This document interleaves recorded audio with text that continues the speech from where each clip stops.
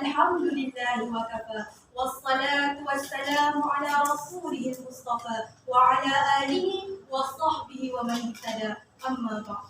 Terima kasih kepada peneraju acara Barisan Kombinasi Kehakiman yang sama. Seterusnya, hadirin hadirat warga Dewan yang dirahmati Allah. Assalamualaikum warahmatullahi wabarakatuh. Bukan lebah sebarang lebah, lebah bersarang di pohon jati. Bukan sembah sebarang sembah. Sembah hari ini ingin mengajak saudara dan saudari menyelami masyarakat saya yang berbunyi. Teknologi pendidikan memacu kecemerlangan pelajar. Saudara-saudari warga Dewan yang dihormati, teknologi pendidikan memacu kecemerlangan pelajar bolehlah didefinisikan sebagai satu sistem yang meliputi alat dan bahan media, organisasi yang digunakan secara terancang bagi menghasilkan kecekapan dalam pengajaran dan keberkesanan dalam pembelajaran. Seterusnya, pelajar yang cemerlang dapat dilahirkan. Saudara-saudari adiwangsa yang berhormat, wacana fikrah pertama saya ialah teknologi pendidikan menjadikan pembelajaran maksimum masa minimum. Ingat daripada penutupan institusi pendidikan akibat COVID-19 satu masa dulu telah turut sama menilai dunia pendidikan mengoptimalkan penggunaan digital bagi menjamin kelangsungan sistem pendidikan.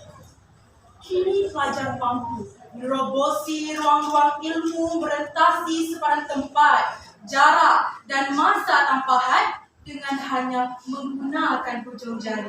Lantaran itu, pelajar dapat memaksimumkan pembelajaran, memperluaskan pengetahuan dan meningkatkan pemahaman sesuatu ilmu dalam masa yang singkat.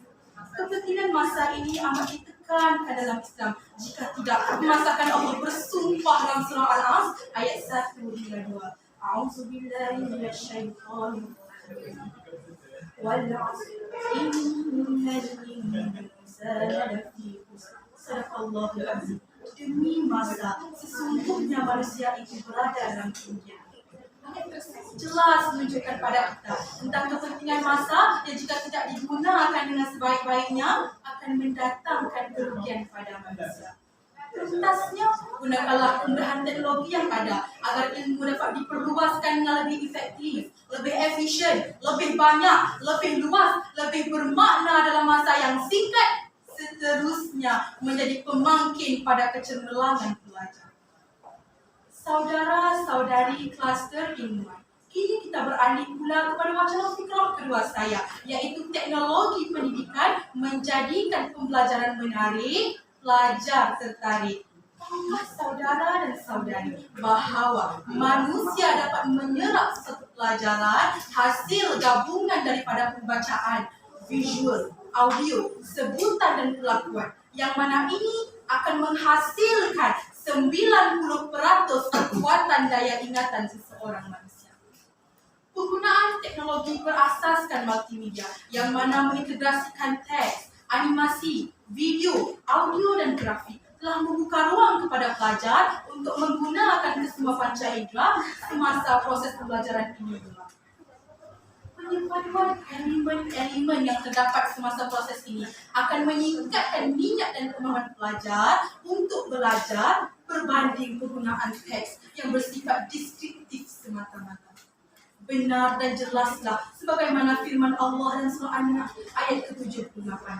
A'udzubillahi minasyaitonir rajim.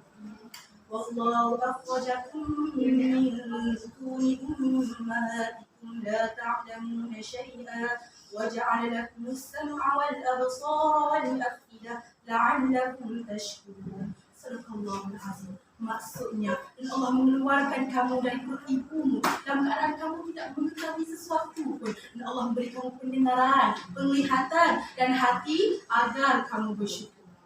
Ayat tersebut mengisyaratkan adanya 3 komponen yang terlibat dalam pembelajaran, iaitu penglihatan untuk kamu memerhati, pendengaran yang fungsinya menangkap suara dan memahami perbicaraan, dan qalbu yang menunjukkan adanya saling melengkapi antara komponen tersebut.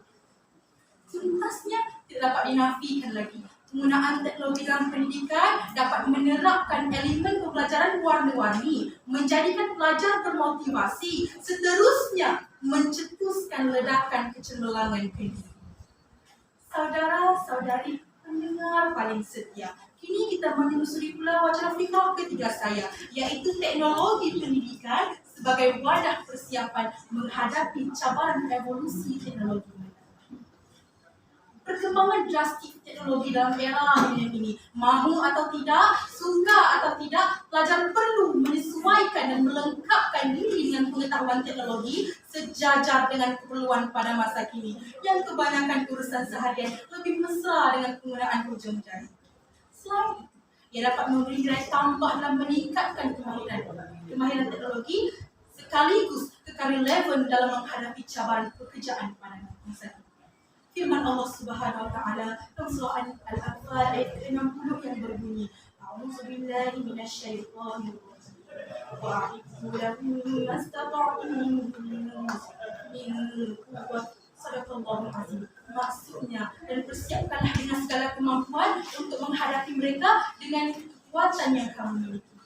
Saudara dan saudari, walaupun ayat tersebut berkenaan persiapan perang, namun ibrah di sebalik ayat tersebut bolehlah dijadikan panduan, iaitu setiap perkara yang dihadapi perlu ada persiapan rapi.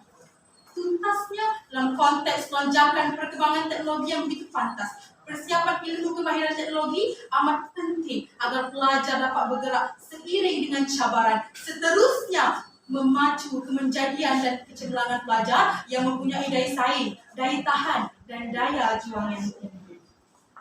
Sidang hadirin hadirat warga kluster teknologi digital.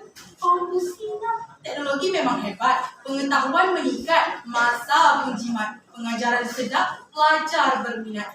Kemahiran teknologi sama dipersiap, lantas kecemerlangan pelajar dapat digilar.